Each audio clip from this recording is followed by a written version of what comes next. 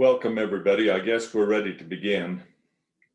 I'm assuming that those who've logged in can hear what I'm saying. This is, yeah, I see some thumbs up from those who are on my screen. Thank you for very much for attending. It's very nice of you to do this. As you can see from the description, they asked me to be available to answer general legal questions that you might have and say whatever I'd like to say to kind of elicit the questions, be prepared to respond. Let me just start out by trying to figure out how we're doing this. I guess the moderator, when there's a question, has a way to let people in and you can signal that. I'm not sure how all that works. I don't control that, so I'm assuming that that'll work, and that as you want to ask questions that they'll come through. I can see Victoria's mouth moving there on the screen. I don't know, I didn't hear what she said. I don't know how this is going to work at all, but I'm prepared to just generally lecture you if I need to, if you can't actually ask questions. But first, let me just start out by talking about just generally my experience representing cities and towns and municipal laws. I think all of you know me. I'm an attorney by training and by practice, and I've represented cities and towns now since 1980. In that time, there are some things that have come up that I think in general are kind of common, that occur quite often. What I've identified as being the biggest sources of problems and concerns. But as I say, I'll start talking about those, but if there are questions, because this is an Ask David Church series, feel free to just interrupt me at any time with any question, either on or off point of what I'm talking about. Dave, can you hear me now? I can hear you now, Victoria. Oh, okay.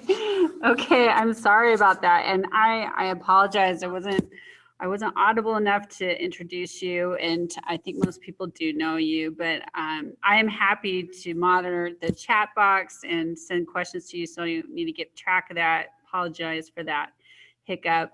But I do want to thank Dave for taking the time at the very end of his league tenure to do this, because he's a wealth of knowledge. He's helped me several times, and I know he's been helpful to all of you. Dave, I do want to say real quickly, I have read the Power and Duties book, and I think many people other people have. When I started the league, it's still my Bible, and it's very helpful. So I don't know what we're going to do without you to write it. So I appreciate that, but I will hand it back over to you. Go ahead, Dave, and I will try and keep track of questions as they come in. Hey, I'm hoping what you'll do with the Powers and Duties book is correct it and fix it, because it's not to be trusted. First, let me just start off by saying, until we're interrupted the question, in my tenure as the league's attorney and answering questions generally from league members, whether they're newly elected or longstanding members, the biggest source of conflict and problem that I have seen over the years is people who run for an office and don't understand their form of government.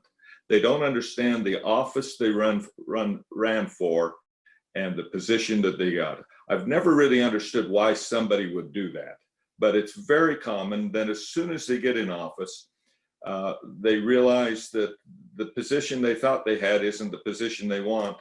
And rather than trying to conform themselves to the office to which they're elected, they try to change the office to fit what they think it is.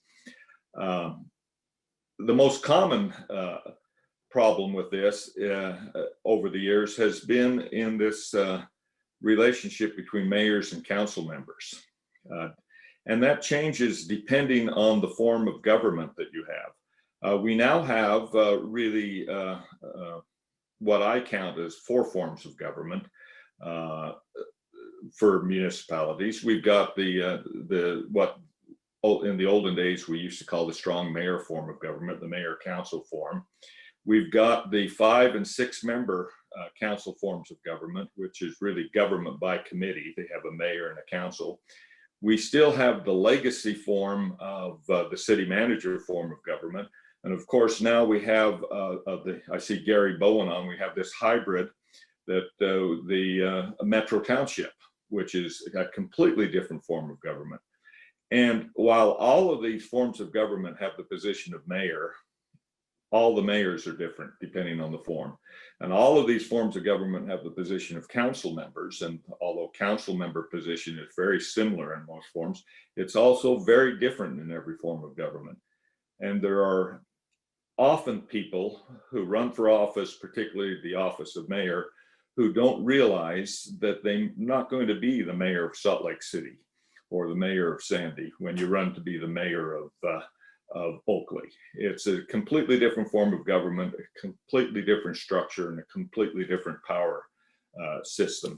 And so that's one of the things I think most leads to conflict on the local level, is just people who either don't understand or are misfit for the position to which they've been elected. So any comments or questions about that, or has that engendered any questions in any of you who signed on that wanted to ask something about that, about your own local form of government, or about your own position that you've discovered since you've been elected?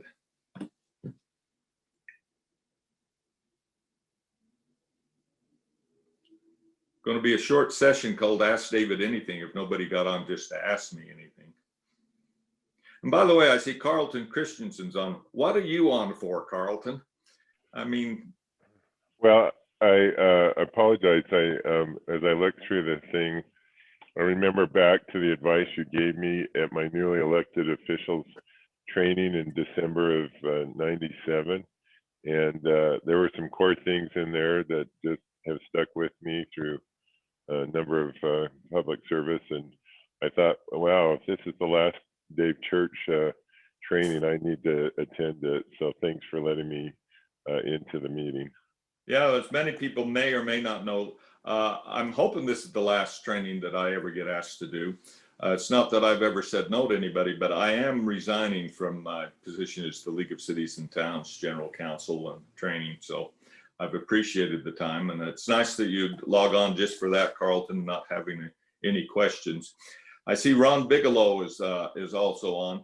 Ron is a good example of someone who holds a position in a unique form of government that may or may not have been the position that he thought he was elected to when he ran for election. Because there's no worse position, in my opinion, in Utah municipal government than being the mayor of one of the legacy city manager cities. Everyone in West Valley City thinks Ron's in charge, except Ron, who knows that Wayne Pyle's in charge. And so it's really frustrating when you run for mayor of Orem or Holiday or West Valley City, unless you're prepared to be a ribbon cutter and a baby kisser and a ceremonial mayor only. Right, Ron? Well, yes, and I believed that statement when I was first elected, that it was the worst. Now I believe it's the best elected official position in the state, because I get to be mayor. I have little responsibility, not much I have to do other than just wander around wherever I want. And as you say, cut a few ribbons and speak here and there, go to grade schools. It's great. You can even perform weddings. Yeah. Any other questions that have come up about forms of government and conflicts that you may have, or questions you may ask that anybody online may want to ask about the position they have or their own local city form of government? Hey, If not, Dave, yes. Dave, if I can be so bold, has the legislature ever thought about making forms of government sort of mandatory as cities grow to a certain age? And not only have they thought about it, when I first started to practice municipal law in 1980, that is the way it was. That it was common throughout the history of Utah in municipal law, and was the situation that was in the legislature when I first got into the business. At that time, your population of your city dictated the form of government, with a couple of exceptions. As you may remember, Carlton, and I know Gary remembers because he's more my age, there used to be the commission form of government, both the 5 and 3 member commission form of local government. Then you had the council form of government, and then you had the town form of government.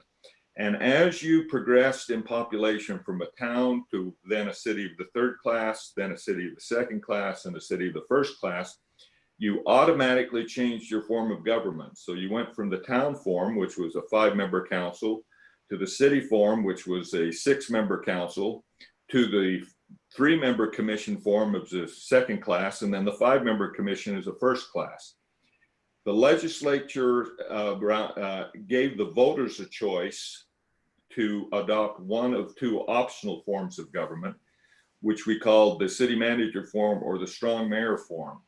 And within a short period of time, all of the commission forms of government were changed to either the city manager form or the strong mayor form through vote of the electors.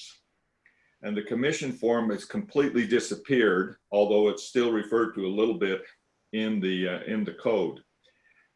Then as cities began to grow, a lot of those 3rd class cities, as we call them, back then we only had the 3 classes, did not want to become 2nd class cities because it automatically changed their form of government, and they would have had to go into a commission form or else hold the election. And so actually the cities went to the legislature and lobbied out the automatic change in form of government based on population. There's some sense that perhaps population is the better way to impose a form of government on, but that's long since passed and it's not going to happen again. Now the voters can change the forms through election. As a city gets bigger, you do not change from your form of government based on population. So Harriman still has a 5-member council form of government, even though it's a fairly large city, because they were first incorporated as a town when towns had that form. And as the law changed, they are not required to change their form of government anymore. But yeah, it's kind of interesting that way historically, Carlton, that the legislature did think the population should dictate the form. Now the legislature has forms provided and voters can choose, and they've completely got rid of the choice for the manager form in its old legacy form. And that was done, I think 2008 was when they last looked at that. Any other questions or comments about the form of government or any particular issues that any member has with their own form that they've got a question on? Let me talk about the next source of what I've seen over my years of problems and conflicts that I've seen arise for council members. This is particularly true for those of you in the smaller cities and towns. And that is this concept: thinking that winning the election somehow made you smarter than you are. I remember years and years ago, I was city attorney for a city, and new mayor gets elected, and he calls me into the office and he starts to tell me what he's going to do and what he isn't going to do. And I finally interrupted the mayor and told her, I want to keep this, gender neutral. Told the mayor, I said, look, you got to understand one thing, Mayor. I won't play politics if you don't practice law. And she said, what are you talking about? I said, just because you got elected didn't give you a law degree. And over the years, I've had to tell people, elected officials, you didn't become an engineer by putting your name on the ballot and running for office. You didn't become a planner. You didn't become a sewer operator. You didn't become a water technician. So why are you sitting there from your office telling these trained people that I'm now elected and I'm going to tell you that you're wrong and that on how to do your job? I think it's hard not to, but this idea that somehow election to office bestows technical knowledge and degrees on you, it's a problem. There's an issue. There's always issues that arise. We seek advice from professionals. We seek advice from people trained to do it, and then we do our best. But there is a temptation when we're an elected official or somebody that suddenly we think we know more than the engineer, or we know more than the planner, or we know more. Most of you know more than your attorney. I know you're attorneys, but it's an issue. It's a problem. It's my advice to all elected officials is to keep that in mind. You are no more well-trained or smarter the day after you won the election than you were the day before. All the voters gave you was is the seat. They didn't bestow on you any additional wisdom or degrees or technical knowledge. Any comments or questions about that? I promised the engineers that I'd say that because they're tired of us elected officials telling them how thick the concrete ought to be or what kind of asphalt they have and how much compaction there should be and why the water should run uphill and all the other issues that they argue with us about every time we get involved in a project with them. And once again, let me remind you, you can interrupt me off point on anything that you'd like to make a comment about. The other thing, yes. My lead colleague, Meg Ryan, put in the chat box, any recommendations you'd have for running a productive public input meeting? By public input, I think we mean a public hearing. Yes. We could just mean a public meeting where we allow public input. And yes, I have lots of recommendations on running a public hearing and a public meeting. Some of those I've wrote years ago, and I don't think I've ever edited them. They're in the handbook. But let me just say this. Some of you may remember a mayor of Moab years ago who's also ended up to be the mayor of, I think it was Laverkin after Moab, Tom Stocks. Tom Stocks was a longtime mayor of Moab. He called me up once and said, Dave, I want you to be the city attorney of Moab. And I said, why? It's a long way from Salt Lake to Moab. And he said, we can't agree on who to be city attorney, but the council said they would agree to you and I'll agree to you. And so I said, all right, I'll do it. And this council at that time and Tom could not get along at all. And I'd been going to lots of city council meetings and went down there and was shocked at how well their meeting was run, how polite they were to each other, how polite the public was to each other, even though the mayor and council couldn't agree on almost anything. And the reason why the meeting ran so well was because they allowed Tom to be a strong chair, and Tom was willing to be a strong chair. No one spoke until recognized, not staff, not the public, not the council. Anybody who wanted to be recognized at the appropriate time was recognized by Tom and allowed to speak. He kept the meeting on point and on agenda. And when it was time for the public hearing, he recognized that the purpose of the public hearing was to allow the public to comment and educate the mayor and council, not for the council to convince the public of what they'd already decided to do. So he didn't allow that back and forth where the public, where a member of the public would say something outrageous and a council member would decide that they'd need to correct that person, or that we'd have it, or the public would say you can't do that because of this fact or that fact. He just let the public speak. He recognized the purpose of the public hearing was for the public to express what they thought the facts were and to deliver information to the council. It wasn't for the council to educate or convince the public. And he recognized that the reason that the purpose of the public meeting was better served and better met if the meeting was formal and polite. To me, that was a big lesson to me because I've been to lots of meetings and hearings where people all got along and they all liked each other. And they were very ineffective and very inefficient. If you want to hold a good public hearing, I think you need a strong chair, you need adopted rules for the public, and you need a disciplined council who doesn't try to take over the public hearing and use it to correct or argue with members of the public about information the public wants to express. Because the fact is, the public believes, whoever's speaking there, that what they have to say is important. They may be wrong, they may be factually inaccurate, they may be off point, but they wouldn't speak if they didn't think it was important. And the way to be effective in the public hearing is to allow them to have their voice. That's the reason why we're required to hold it. I hope that answers Meg's question, but that's my advice. Adopt rules in advance, and council's members let the public have their day at the podium. And mayors, be strong chairs. Run the meeting, don't let the meeting run you. Any other comments or questions about that? I do not think we can be too informal. I know Mayor Harvey, I saw he was on. He runs a very good meeting in North Salt Lake. And one of the reasons why it's very good is I think it's Mayor Harvey's influence. Council members dress nice. They treat it like it's an important occasion.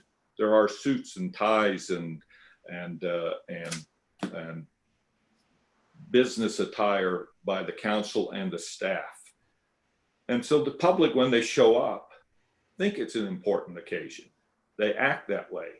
I've been to meetings where everybody just shows up in their jeans and their hats and there are no rules. And then the people think it's a free for all and it's less effective. But that, it may be the way you want to run it, but I do think that in today's climate, we need to make people think that public meetings are important, solemn occasions when important decisions are made and they're done professionally and politely and civilly. And the way to do that is actually to be a very strong chair and have very strict rules and follow those rules.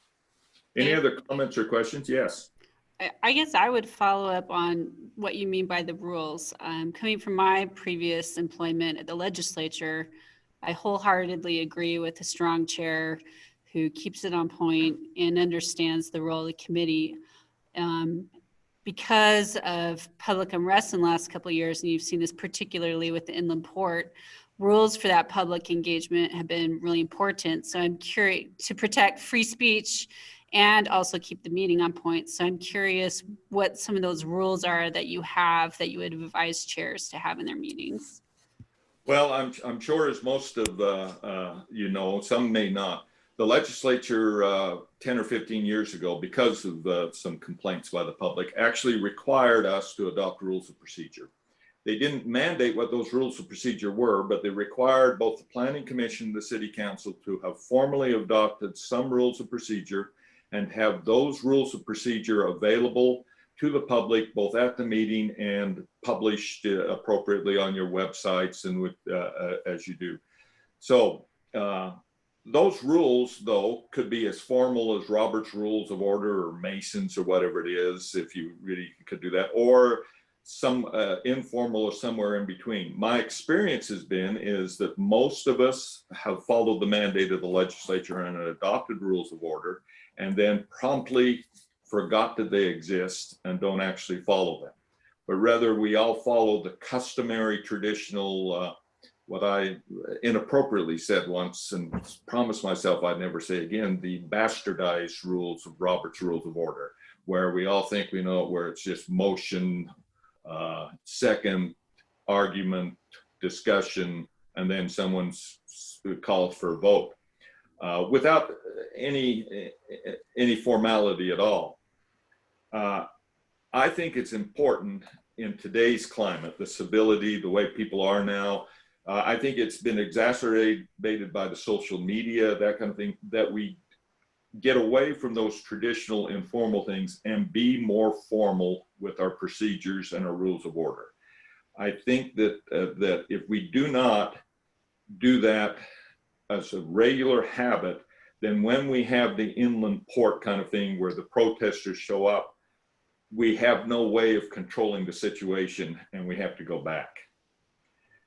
But it's an excellent point, Victoria. The legislature actually in this thing is a good example because they have formal rules and they have parliamentarians and they're well trained. They can hold a raucous committee hearing and have it under control. They can control the number of speakers. They can have debate on the House floor and have the public just watch it and not interrupt. But it's because it's so formal. If we don't do that, create that formality when there's not conflict in our own council meetings, it's hard to create it when you need it, when the conflict happens. But I've also been to some wonderful council meetings, especially in small towns, where they sit around a conference room table and the public sits there and everybody participates like it's a community committee. If that's your rules, if that's your custom, you know, I can't criticize that. I wouldn't push formality in those kind of situations. But I think in most of our situations, as we're getting more complex, the larger cities, we need more formality in our public meetings. We need to adopt rules and follow the rules and let the public know what the rules are and hold the public to the rules. Thanks, Dave. In the chat box, Len, I am going to say this wrong, so I apologize. Arave asked, how should we educate the public? That's the mayor of North Salt Lake, one of my finest clients. I told them I was quitting in January, and he's been kind enough to not find a new city attorney and pay me since then. So how should we educate the public? I don't know on what particular issue he's talking about. I think the way we educate the public is not in the public hearing, if that's what he's talking about. We educate them through the introduction before the public hearing. We educate them after the public hearing when we are describing what we do. But during the public hearing process, if that's what he's asking about, we let them speak and don't argue with them, is what I'm saying. Now, generally, how we educate the public, I think, is through transparency, through making sure that everything that we do is open and available to those members of the public who are seeking information. I think that's where social media can help us. The websites, the official Facebook pages, the official information that we get out, I think can be really helpful in educating the public. I don't think it's ever helpful in convincing the public, but at least they'll be educated. I hope that answers the mayor's question. And anybody else that wants to comment and improve on that answer, please jump in. Any other question right off? Not in the chat box, but I encourage anyone to just pipe in. Go ahead. Let me just go on to my next thing I listed here that have been some of the greatest sources of problems and conflicts in my years. And I know none of this applies to any of you that I've recognized on, is there are those people who get elected, and this runs from both smallest communities to the largest, who then attempt to use their position to reward their friends and punish their enemies. It's hard not to, frankly, but you want to try to avoid that. We make decisions that affect individuals, not just groups of individuals, not just classes of individuals, not just businesses, but very often we're asked to make a decision that will affect a person. And in many of our communities, we know that person. And we either like or dislike that person. And it's hard to say no to a friend, and it's hard to say yes to our enemies when they come to us with applications or with problems or with incidents. And we do have the power to make decisions that either reward or punish. My advice is we're going to have to make those decisions. Try to keep the personalities out of it. It's really hard. I know that mentally I keep a list of people in my head that, of course, how would you mentally keep it otherwise? But I keep a list of people at least in the subconscious, that eventually I'm going to do something nice for, or I'm going to get back at. That's appropriate for me. It's not appropriate for elected officials to use their position to do that. I think it's human nature. I want to do favors for my friends. I think that's a great temptation that gets lots of us in trouble. I actually think that side of the equation is more dangerous than the other side. I think that while many of us are tempted to use our positions to punish our enemies, our better sense, our common sense keeps us from doing that.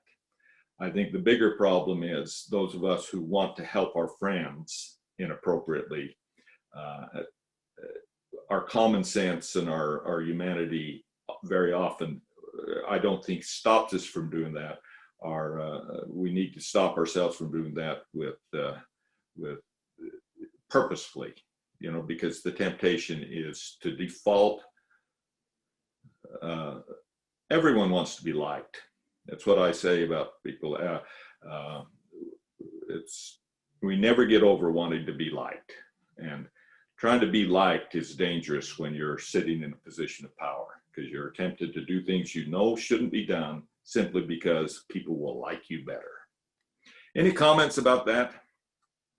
The bigger problem is why this is a source of conflict is not just that you get caught doing it, but how others call me, members of the councils, and then say, what do we do?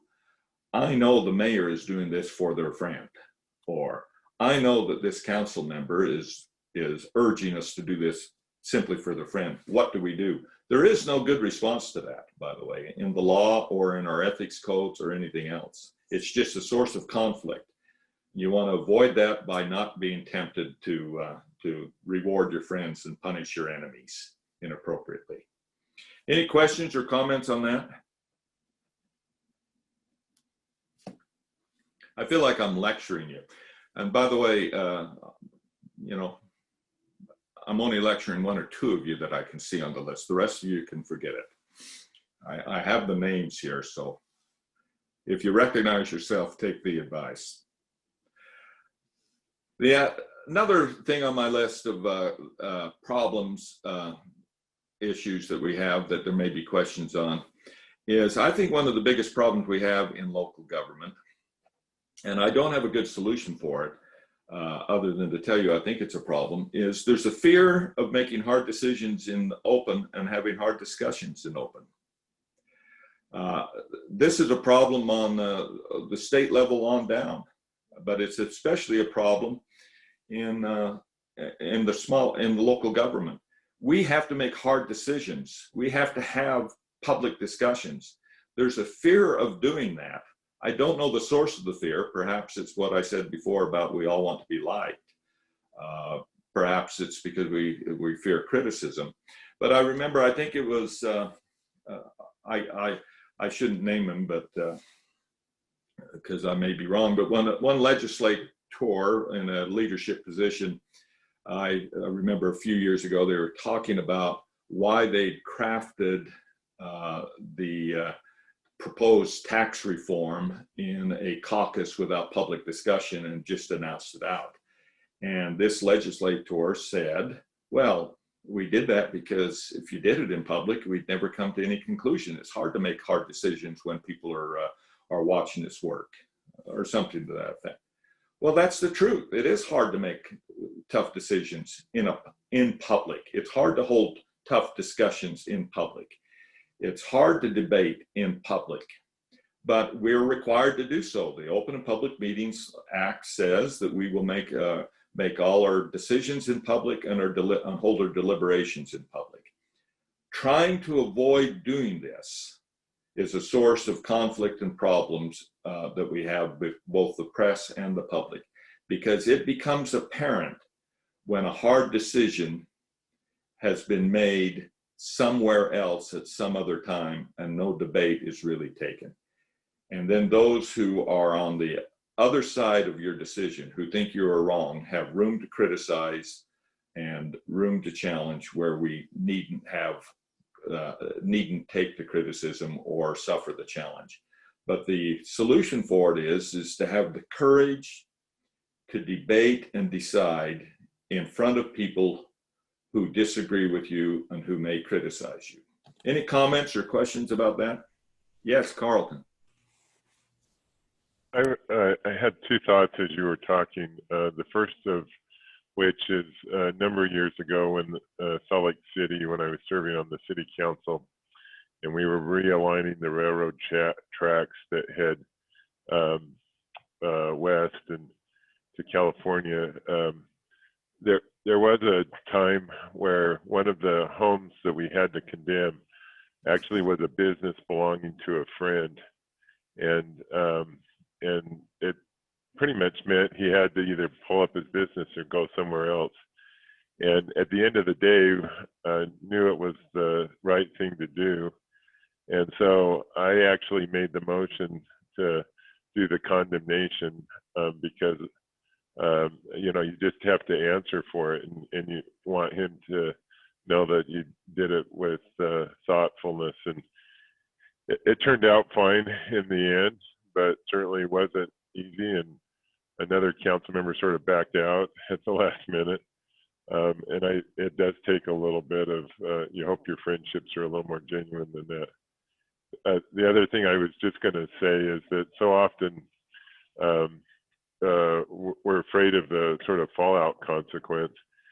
But after serving for 16 years on the city council, and while it had lots of bumps and a number of mistakes, I felt like when I made the right decision at the end of the day, regardless, I fared better in the end.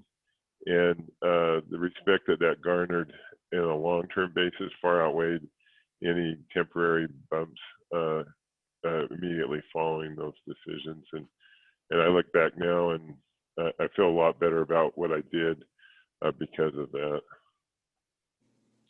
Yeah, I appreciate that. Any other comments about that? This is Ron Bigelow. You know, I can't believe I've spent over 20 years in elected office. Boy, you can fool all of the people some of the time.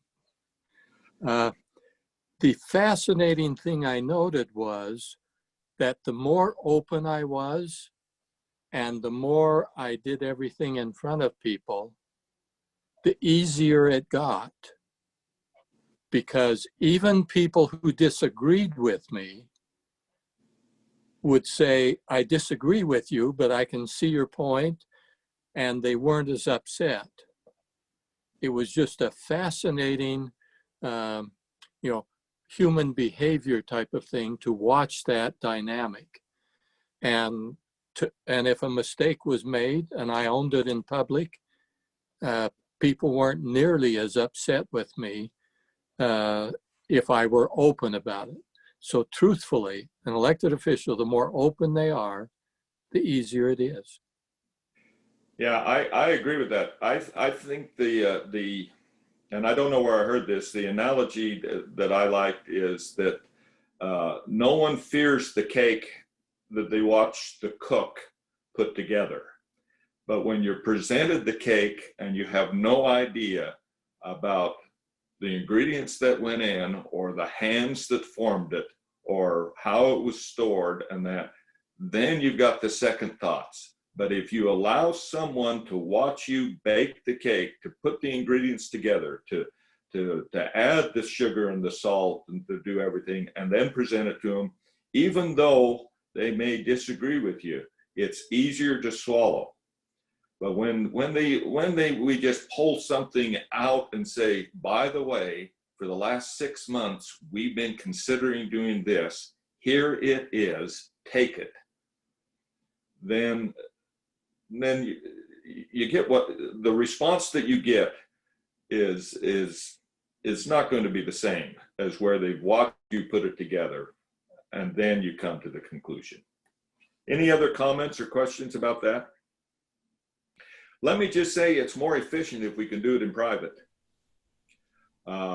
We have, as I like to say in my open meetings training, the policy of the state is we've traded efficiency for transparency. We can make faster, maybe even better, quicker decisions if they just allow us to if we all meet in those back rooms and just. But that's not our form of government. That's not what we were elected to do. That's not what we have decided as a society is the appropriate way to make hard decisions. But it is a temptation. So, hey, this is Vern Phipps with Clearfield City Council, but one of the problems we've experienced is we've tried to be transparent. We've tried to have open discussions. People don't participate, and when we come to the final decision, they're enraged with it. So I'm not sure how to solve that.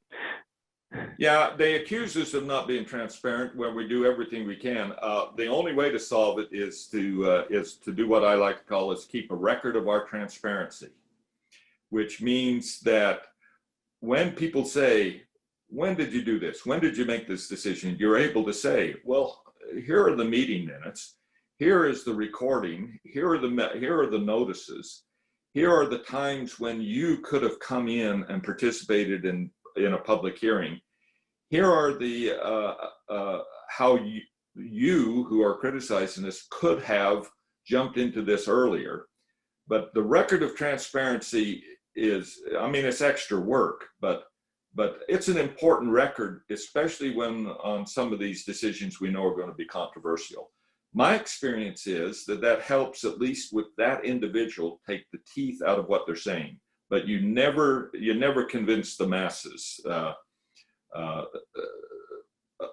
in some of the times, because most people don't pay any attention anymore to what we send them or what they do. They're too busy doing other important things in their lives, like ignoring government until it does something that they're angry about. Dave, you mentioned earlier that just because you get elected doesn't mean you're now the engineer or the planner or the attorney. How can mayors and city council members better use their city attorneys? How you can't. I'm down on attorneys now. No, you can. And that, let me just tell you, somebody the other day, some attorneys were asking me. I've been trying to give away clients, by the way. And that's so. This is what I've decided the job of city attorney has become for me. And I told this the other day to my wife, and she's an attorney, and she thought it was inappropriate, so I'm sharing it. Being a city attorney in the cities like I do, especially a non-employee, a contract attorney, somebody's hired, is like being a dog walker. I walk my dog every morning and every night because the dog insists on it. And what I do is I walk that dog, and it goes so far, and then the dog stops on somebody's lawn and does an inappropriate thing. And then I pull out this plastic bag and I clean up after it, and I carry that and put it in the container. And then I take the dog home. That's what being a city attorney in a lot of respect has become. We're cleaning up afterwards. You can train the dog to heel. You can have it on a leash. You can give it all the education you want, but it's still going to do that duty on somebody else's lawn. You can't train them out of it. Elected local government officials can be trained, they can be educated, but in the end, the job of the city attorney is going to be to clean up that mess. Now, my advice to council members and that on how to better use their city attorney is, first, hire one you trust, and then take their advice. And then when you make a mistake, trust them to clean up the mistake. Like my dog, don't hide from it. Don't run from it. Let somebody clean it up for you.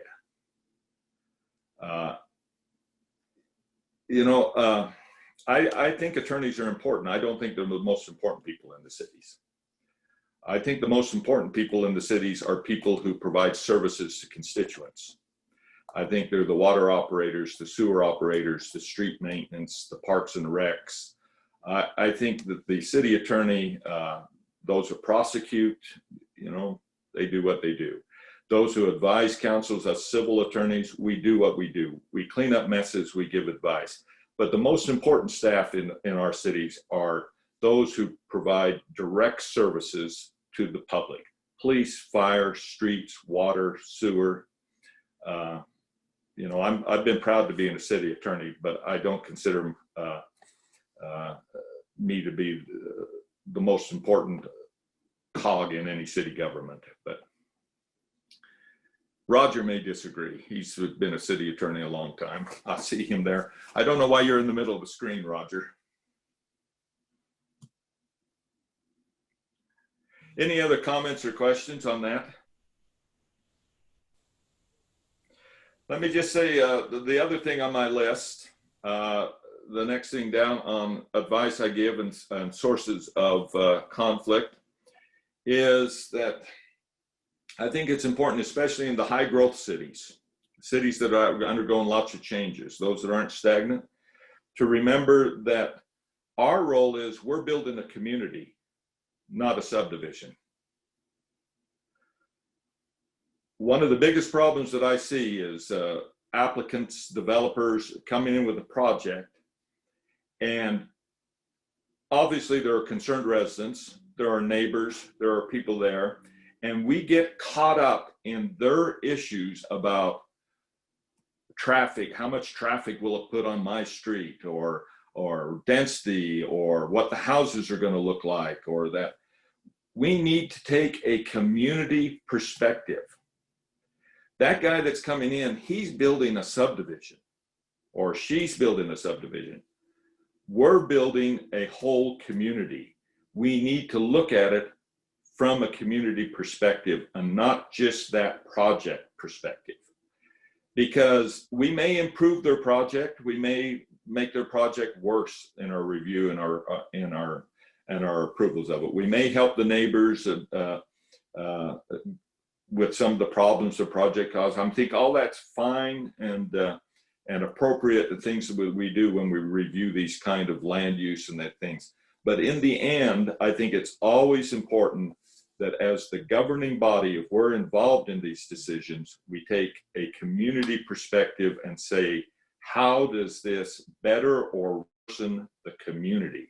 Not this neighborhood, not this subdivision, not this street. And you can't trust the developers or the builders or the subdividers to provide that perspective for you. And I don't blame them, because when they're building a subdivision, not a city, we're building a community. We have a different interest, a different approach, a different reason for being in that meeting. So, you know, I'm involved in some now where the big issue is how many more cars will drive by some houses on a street. But nobody's talking about the rest of the community. Will this be better for it? Will it be worse? Will this add to the neighborhood? Will it not add to the community? Will this, you know, and it's hard not to be too narrow in our perspective when we're asked to approve or disapprove one certain item. Any comments or questions about that? I know when we build big Walmarts by little neighborhoods, it's hard not to be concerned about the neighborhood and take a community perspective. And it's also hard not to take a community perspective when we're tempted with the sales tax revenue and the other things for those big Walmarts or the big automobile malls or things like that. But it's not the project we should be concerned about. It's building the whole community. Any comments about that?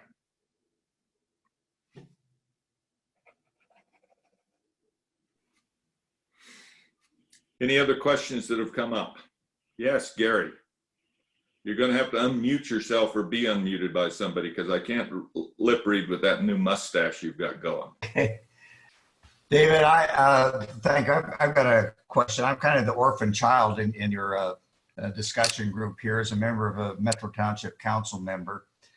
I remember attending a MSD, a Greater Salt Lake Municipal Service District meeting before the townships were actually went into effect, and Mayor Ben McAdams, of whom I'm a big fan, came in and said if he'd realized the complexity of this Metro Township system, that he wouldn't have worked to get it in effect. So my basic questions is, and from my studies, I don't think there's a metro township system similar to this anywhere in the United States. And I remember attending an MSD meeting before I became a member of the council. And I went up to Mark Anderson, who was legal counsel to the MSD. And I asked him, I says, why did we have 5 townships? Why didn't we just organize one? And he says, because the Constitution, the laws of the state of Utah prohibit municipalities from annexing property that's not genetically or not connected. My very simple question or difficult question that you may not even want to answer is, do you see this metro township system in Utah surviving, and do you think it could grow into other counties, or do you think that there has to be some amendments to it? Yeah, let me just say this. I am the attorney for the Immigration Canyon Metro Township. Gary's been paying me. I quit them too, and they're looking for somebody new to take over. And so, and I've been the attorney for the League of Cities and Towns that has a conflict on this, but I've quit them too. So I don't mind speaking frankly about this. Good. You can all be angry. I think the Metro Township thing that they did was the silliest thing we ever did. Thank you. I agree. I think it was a half step towards a wall-to-wall cities in Salt Lake County. And the second half step will never be taken because this screwed it up. I think the Metro Townships ought to be, they're municipalities in the code. I think we ought to amend the code we can call them whatever we want and make them full municipalities. Municipalities can participate in the the Municipal Service District. I've always been of the opinion the Municipal Service District was a wonderful thing for the purpose for which it was created. That is to keep county employees employed, because they're afraid that they were going to be sucked into the cities, and then there'd be no need for those people providing municipal services through the county. And it's a way to take the tax burden off the county budget so that some service district can raise or lower taxes to provide services to the incorporated county. But you know, it's fine, but I do not think it will go anywhere else in the state of Utah. I think slowly those townships are going to become independent municipalities.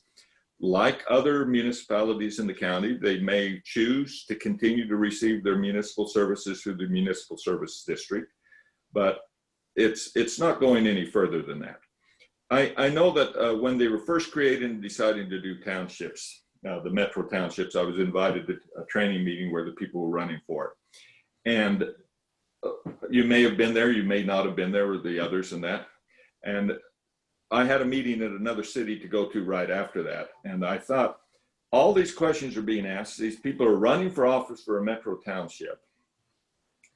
And all of the municipal services under the law are going to be performed by the municipal service district. And the township's not going to have any taxing powers. The township's not going to have any powers to provide municipal services. The township is being left with planning and zoning powers. And these poor people are going to be elected to office and are going to be a mayor and council. And then they're going to sit there and they're going to say, well, we want to repave the road. And somebody will say, well, let's go ask the municipal service district if we can do it. Or they're going to worry about sewer or water or police, and they're going to say, well, let's ask the UPD if we can do it. Let's ask the UFA. And the meeting I was going to next was a fairly small city. And on their agenda that night was, what shall the sewer rates be? What shall the water rates be? Shall we give our police officers a raise? Shall we hire a new shall we hire a couple of new firemen? You know, a plan, I can't say that word anymore because I'm getting old, but just a list of decisions. And I was thinking, none of these people who are going to be elected to these municipal townships will ever have the opportunity, unless they happen to be the mayor and sit on the MSD board, to participate in making that decision.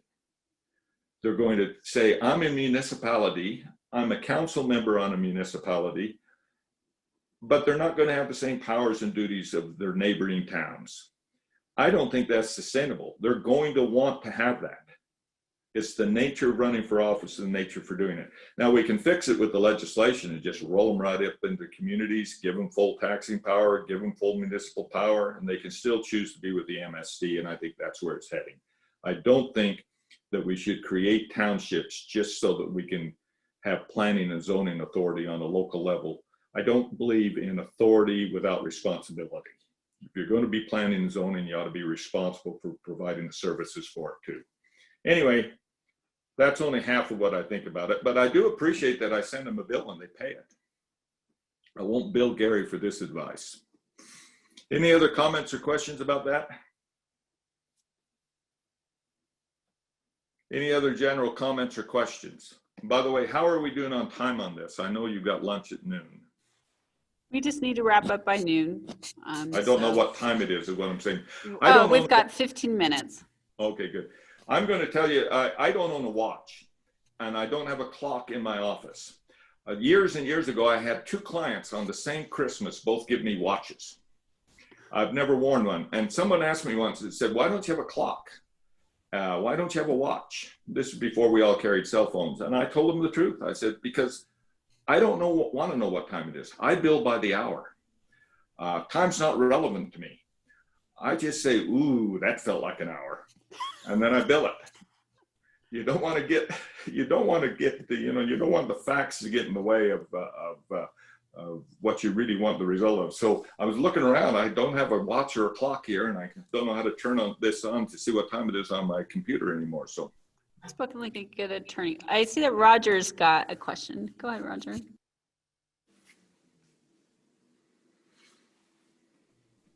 Oh. Roger, did you have a question? Yeah, I'm gonna mute myself. Hey, Dave, we've talked for some time about the need to rewrite the municipal code. That a lot of our problems in interpreting the rules of the city is the fact that the organic document is almost unintelligible. Do you still agree with that? It's something. Yes, it was last recodified in 1977. It still refers in places to city commissioners. They've never taken it out. They finally took out the reference to wards, but there still are archaic references. It needs to be completely redone. And when it needs to be redone is when they ought to redo it and roll the metro townships up in it, include them fully in that as well. I think the metro townships in Salt Lake County are here to stay. They ought to have the same powers and duties, including the taxing powers, or the franchise tax, and that is the other cities.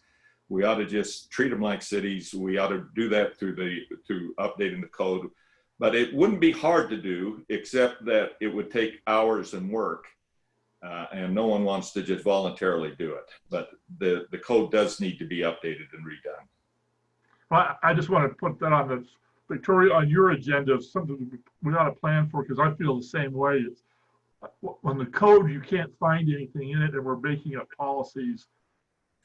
Yeah, dangerous. You read the municipal code, you'd still think we could regulate railroads. Yeah. I mean, try that and see how that works. Ask Mayor Harvey about that, about telling the railroad they can't park across his street. He says that we can do that in the state code, but apparently the railroad doesn't read it that way. Yeah, I think I'm pretty sure it's in Title 10. There's a provision in there dictating if you become impoverished, who in your family lineage you go through first for support before you can go to the state. And I really personally love that code, but I agree, Roger. I would love to recodify that code. It is beyond time to do it. It is a monumental undertaking to do that and would require resources and definitely no tornadoes or earthquakes or pandemics in the year. And a lot of volunteers from the cities to help us. Yes. Well, yep. that's one of the reasons why it's never been done and where Roger and I disagree on this. I think the way to do it is to have one person do it and then present it to the city attorneys and the city manager, and that, because there's too many private issues, private fights that people want to resolve in the rewrite. But I think it needs to be rewritten from a neutral standpoint without all those little things first, and then say, here is our update, and then let people go after it. Because that right by committee. Sounds like a retirement plan, Dave. No, and people keep saying that I'm retiring. That's the bad term for it. I'm not retiring. I'm quitting. These guys who retire then do other things. That's a whole different thing. I'm practicing what I like to call extreme social distancing.